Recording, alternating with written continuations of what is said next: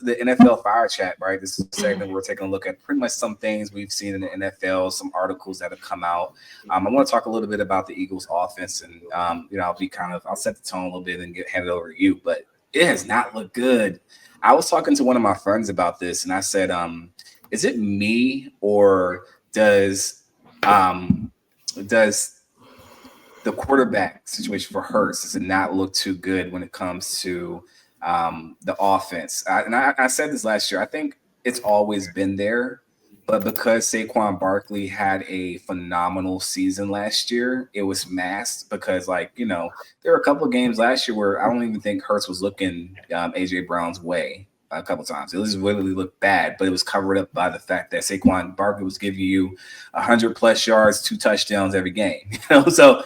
But it looks like teams have kind of figured it out. They're like, hey, if you slow down Saquon Barkley and you make Jalen Hurts have to make tight window throws, you can beat the Eagles. And I really think the game against the Giants was a telltale all of what the underlying issues have always been with this Philadelphia Eagles team.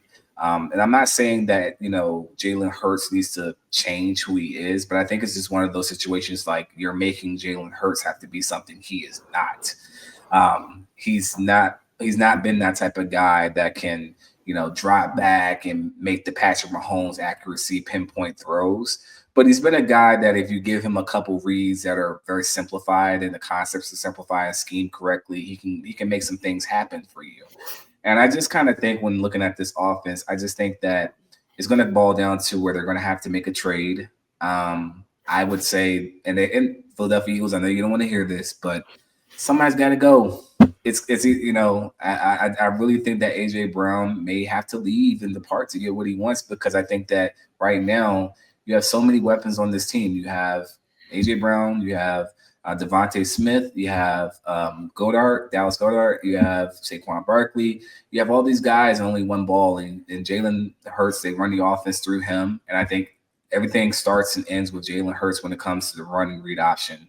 So I just think that, in looking at this, I think this is more of a thing that you've seen the limitations of what Jalen Hurts is. And that's fans with the Eagles. They're looking at it like, well, what's wrong with our offense? It's like, this has always been the deal with them. You guys have gotten away with it because Saquon Barkley was like an over 2,000-yard rusher and multiple touchdown guy for you last year. So those are my thoughts. I mean, I think you just got to make a trade, or I think offensively, philosophy-wise, you just got to just lean into what Jalen Hurts is good at and keep it pushing. What do you think? Yeah, I think the Eagles offense has an identity crisis. I think last year we knew that they were run heavy with the weapons to pass. But now that you have a year's worth of tape of Saquon Barkley in the Eagles offense, teams can better prepare to try to limit him. And if you notice, Dallas Goedert, their tight end, they have special plays that they run in the red zone to get him the touchdown. Yep. And if you have someone like A.J. Brown or Devontae Smith, who you put a lot of stock in, running special plays with your tight end doesn't make sense. You should be running it with them. So if you can't run the ball effectively like you did last year, because you can call the offense a sophomore slump. It's the second year with that tape. You either have to make the selections to pass more and show that the criticism last year of Jalen Hurts was not warranted, because it came up and was like, is he actually a good quarterback? And a lot of people who asked those questions got slammed.